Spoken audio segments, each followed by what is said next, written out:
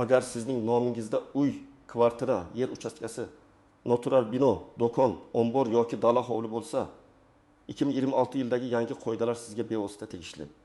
Bu ma'lumotni keyin ko'raman deb chetga surib bo'lmaydi. Chunki bitta hujjatdagi xato, kadastrdagi mos kelmaslik yoki soliq bo'yicha kichik qarzdorlik kelajakda sotish, meros qoldirish, ijaraga berish yoki garovga qo'yishda katta muammo tug'dirishi mumkin. Men bugun ko'chmas mulk egalari nimalarga tayyor turish kerakligini oddiy tilda, real hayotiy misollar bilan tushuntirib beraman. Hozir kanalga obuna bo'ling, videoga like bosing. Chunki bunday mavzularda vaqtida xabardor bo'lgan odam pulini, vaqtini va asabini asraydi. Oldin ko'pchilik ko'chmas mulkka juda sodda qarardi. Uy otamdan qolgan, kadastr bor, soliqni ba'zan to'layman, tamom. Kimdir hovlisiga qo'shimcha xona qurardi, kimdir garaj do'konga aylantirardi, kimdir kvartirasini ijaraga berib hech qanday shartnoma tuzmasdi. Yillar davomida bu holatlar ko'p joyda hamma shunday qiladi degan qarash bilan davom etdi. Endi esa tizim butunlay boshqacha ishlayapti. Davlat organlari o'rtasida ma'lumot almashinuvi kuchayyapti. Kadastr, soliq, notarius, bank, kommunal tashkilotlar, mahalla, sud ijrochilari va boshqa idoralar elektron bazalar orqali ko'proq bog'lanmoqda. 2026 yilda asosiy tamoyil shunday bo'ladi. Mulk qog'ozda qanday ko'rsatilgan bo'lsa, amalda ham shunday bo'lishi kerak. Agar kadastrda katta 1000 kvadrat metr turar joy deb ko'rsatilgan bo'lsa-yu, amalda mingdan kvadrat metrli uy qurib qo'yilgan bo'lsa, bu farq endi ko'proq savol tug'diradi. Agar yer uchastkasi yakka tartibdagi uy joy uchun ajratilgan bo'lsa, u yerda ishlab chiqarish sexi yoki savdo nuqtasi ishlayotgan bo'lsa, bu ham alohida tekshiruvga sabab bo'lishi mumkin. Eng muhim o'zgarishlardan biri shundaki, ko'chmas mulk egasining mas'uliyati oshmoqda. Ya'ni men bilmagan edim, ustalar shunday qurib ketgan, bu uy eski, hujjatlarni otam qilgan, ijarachi o'z yashab turibdi. Menga aloqasi yo'q degan gaplar ko'p holatda yetarli asos bo'lmay qoladi. Mulk sizning nomingizda bo'lsa, uning hujjati, solig'i, foydalanish maqsadi va qonuniy holati uchun birinchi navbatda siz javobgar bo'lasiz. Birinchi navbatda hovli yoki yakka tartibdagi uy egalari juda ehtiyot bo'lish kerak. Chunki eng ko'p muammo aynan qo'shimcha qurilishlar bilan bog'liq bo'ladi. Masalan, kadastr hujjatida uy to'qini kvadrat metr deb yozilgan. Lekin egasi keyin yana 2 xona, oshxona, hammom va 2-chi qavat qurib, umumiy maydonni 1,7 kvadrat metrga yetkazgan. Agar bu o'zgarishlar kadastrda rasmiylashtirilmagan bo'lsa, uy sotilayotganda, meros rasmiylashtirilayotganda yoki bankdan kredit olish uchun garovga qo'yilayotganda muammo chiqadi. Bank baholovchisi kelib amaldagi maydonni ko'radi, kadastrdagi maydon bilan solishtiradi va farqni qayd qiladi. Notarius ham hujjatdagi maydon bo'yicha ishlaydi. Natijada egasi avval kadastrni yangilashi, texnik ko'rikdan o'tishi, ayrim hollarda qurilish qonuniyligini isbotlashi kerak bo'ladi. Ikkinchi guruh kvartira egalari. Ko'pchilik kvartira bo'lsa, muammo kamroq deb o'ylaydi. Lekin bu yerda ham nozik masalalar ko'p. Masalan, kimdir balkonni xonaga qo'shib olgan, kimdir yuk ko'taruvchi devorga tegib reja o'zgartirgan. Kimdir bir xonali kvartirani 2 mustaqil kirishli ijaraga mo'ljallangan joyga aylantirgan. Agar bunday o'zgarishlar ruxsatsiz qilingan bo'lsa, 2026 yilda uy-joy fondi, kadastr va kommunal xavfsizlik bo'yicha talablar kuchaygani sari bunday holatlar ko'proq aniqlanishi mumkin. Ayniqsa gaz, elektr, suv va kanalizatsiya tarmoqlariga mustaqil o'zgartirish kiritilgan bo'lsa, bu nafaqat hujjat, balki xavfsizlik masalasidir. 3-guruh ijaraga beruvchilar. Men buni alohida ta'kidlayman. Kvartira, uy yoki noturar joyni ijaraga berayotgan bo'lsangiz, og'zaki kelishuv bilan yurish juda xavfli. Bugun ijarachi yaxshi odam bo'lishi mumkin, ertaga kommunal to'lovlarni to'lamay ketishi, qo'shnilar bilan janjal qilishi, mulkka zarar yetkazishi yoki umuman boshqa odamlarga qayta ijaraga berib yuborishi mumkin. Shartnoma bo'lmasa, siz o'zingizni himoya qilishda qiynalasiz. Bundan tashqari ijara daromadi soliq masalasini ham keltirib chiqaradi. Agar oyga 3 million so'mdan kvartira ijaraga bersangiz, yiliga 36 million so'm daromad degani.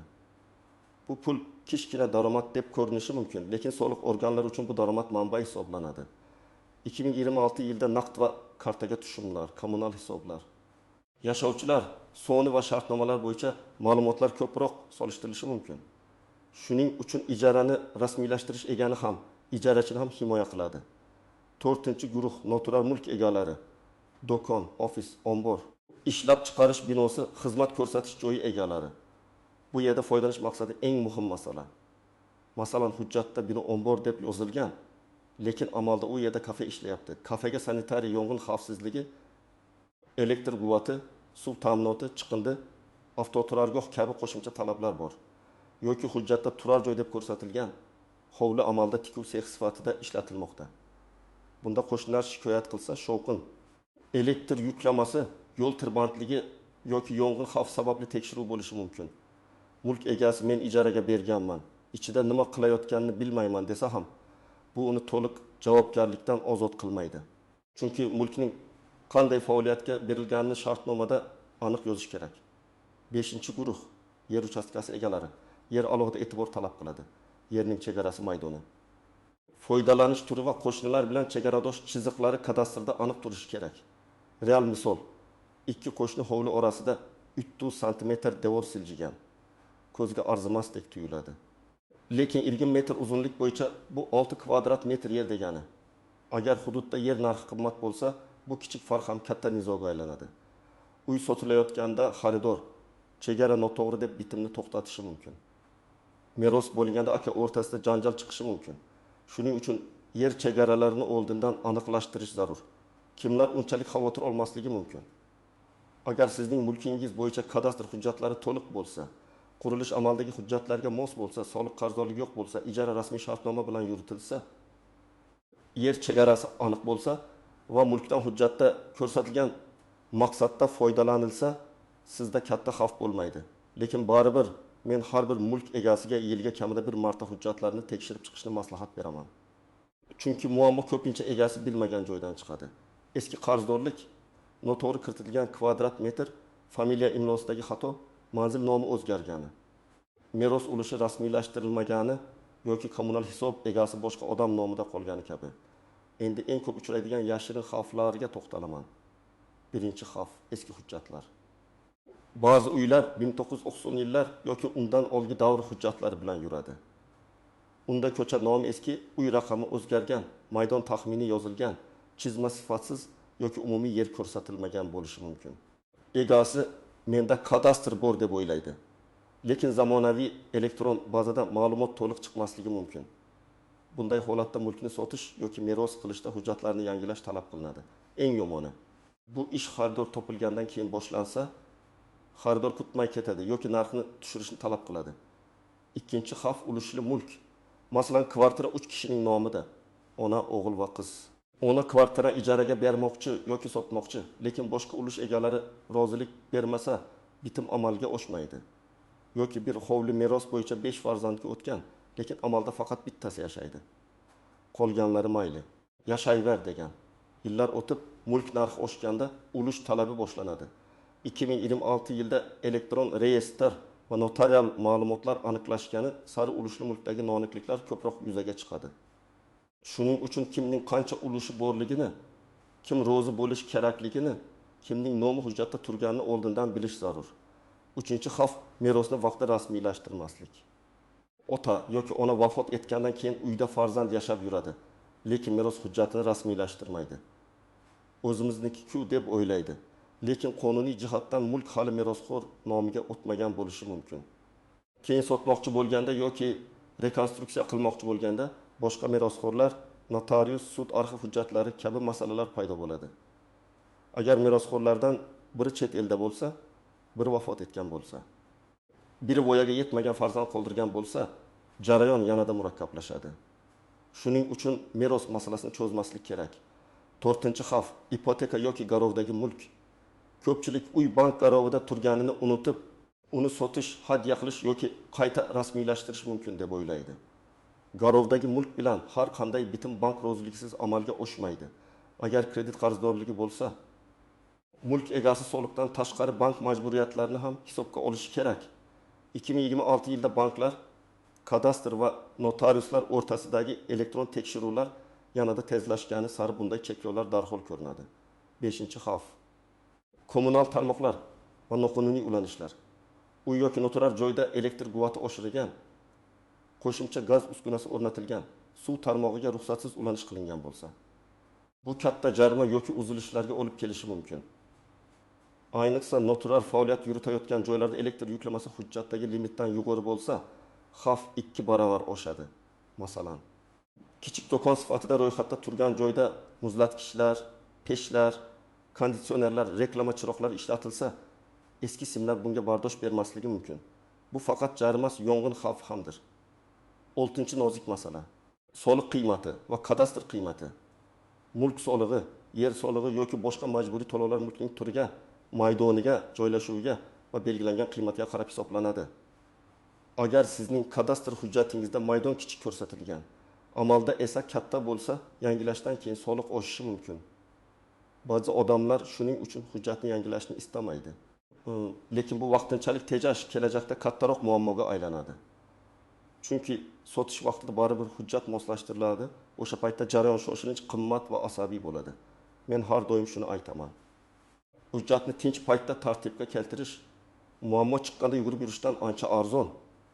7-masala, ijarachining faoliyati. Agar siz noturar joyni ijaraga bersangiz, shartnomada faoliyat turini aniq yozing. Savdo faoliyati, ofis, ombor, maishiy xizmat kabi. Agar ijarachi keng kafe ochsa, ishlab chiqarish boshlasa yoki xavfli material saqlasa, siz buni nazorat qilishingiz kerak. Shartnomaga ijarachi mulkdan faqat belgilangan maqsadda foydalanadi. 3-shaxslarga ijaraga berish faqat mulkdor roziligi bilan amalga oshiriladi. Barcha ruxsatnomalar uchun ijarachi javobgar degan mazmundagi bandlarni kiritish zarur. Endi men sizga aniq harakat rejasini beraman. Birinchi qadam, barcha hujjatlarni bitta joyga yig'ing. Kadastr hujjati. Mulk huquqini tasdiqlovchi hujjat, oldi-sotdi shartnomasi, hadya shartnomasi, meros guvohnomasi, sud qarori yoki hokim qarori bo'lsa, hammasini alohida papkaga joylang. Agar hujjatlar faqat eski qog'oz ko'rinishida bo'lsa, ularning sifatli nusxasini oling va elektron skaner qiling. Ikkinchi qadam, kadastr ma'lumotlarini amaldagi holat bilan solishtiring. Hujjatda nechta kvadrat metr turar joy ko'rsatilgan, yer maydoni qancha, binolar soni nechta, foydalanish turi qanday, manzil to'g'rimi, familiya va ismda xato yo'qmi, shularni tekshiring.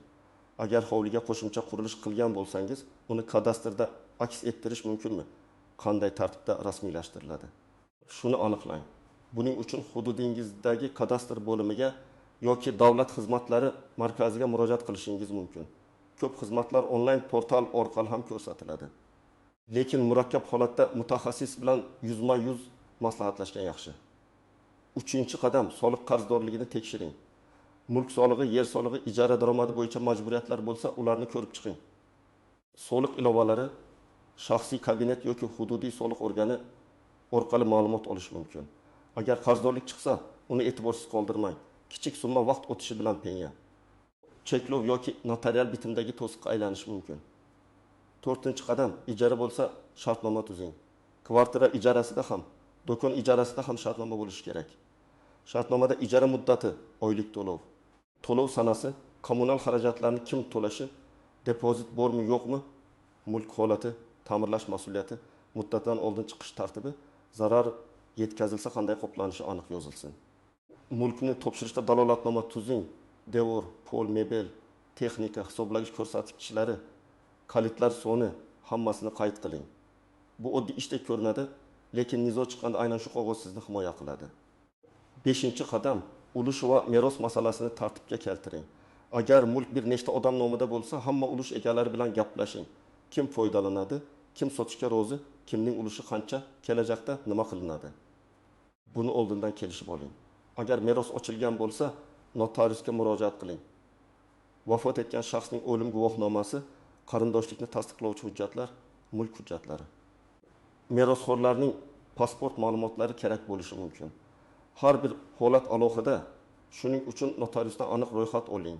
6-qadam, mulkdan foydalanish maqsadini tekshiring. Agar turar joyni noturar faoliyatga ishlatayotgan bo'lsangiz yoki noturar binoda hujjatda ko'rsatilganidan boshqa faoliyat yuritilayotgan bo'lsa, ruxsat va talablarni aniqlang. Yong'in xavfsizligi, sanitariya, elektr quvvati, gaz uskunasi, reklama peshlavhasi, kirish-chiqish yo'lagi kabi masalalar keyin jarima bo'lib qaytmasin. 7-qadam, qo'shnilar bilan chegaralarni va umumiy joylarni aniq qiling. Hovlida devor, yo'lak, ariqlar, kirish eshigi, Umumiy foydalanishdan hududlar bo'yicha kelishmovchilik bo'lsa, uni yillar davomida cho'zib yurmang. Kadastr mutaxassisini chaqirib, chegarani aniqlatish, kerak bo'lsa qo'shni bilan yozma kelishuv qilish kelajakdagi katta nizolarning oldini oladi. 8-qadam, katta bitimdan oldin hujjatlarni tekshirtiring. Uy sotish, sotib olish, hadya qilish, garovga qo'yish, sherikchilik asosida qurilish qilish yoki ijaraga katta obyekt berishdan oldin mustaqil huquqshunos, notarius yoki kadastr mutaxassisi bilan maslahatlashish kerak. Bir necha 100 ming so'mlik maslahat sizni o'nlab million so'mlik xatodan saqlab qolishi mumkin. 2026 yilda ko'chmas mulk egalari uchun asosiy talab shuki, hujjat, amaldagi holat. Soliq va foydalanish maqsadi bir-biriga mos bo'lishi kerak. Uy qurilgan bo'lsa hujjatda aks etsin, ijara bo'lsa shartnoma bo'lsin, soliq bo'lsa vaqtida to'lansin, meros bo'lsa rasmiylashtirilsin, ulush bo'lsa hamma mulkdorlarning huquqi hisobga olinsin. Men sizga shuni maslahat beraman. Muammo kelishini kutmang. Hujjatlarni hozirdan tekshiring. Chunki ko'chmas mulk odatda oilaning eng katta boyligi hisoblanadi va uni beparvolik bilan xavf ostiga qo'yish to'g'ri emas. Agar sizda uy, kvartira, yer yoki do'kon bo'yicha savol bo'lsa, izohlarda vaziyatingizni yozing. Mulk turi qanday? Kadastrda nima ko'rsatilgan? Amalda qanday holat bor? Men keyingi videolarda eng ko'p uchraydigan muammolarni alohida tahlil qilib beraman. Videoga like bosing, kanalga obuna bo'ling va bu videoni ko'chmas mulki bor yaqinlaringizga yuboring. Chunki bugun bilib qo'yilgan bitta qo'yda ertaga katta pulingizni saqlab qolishi mumkin.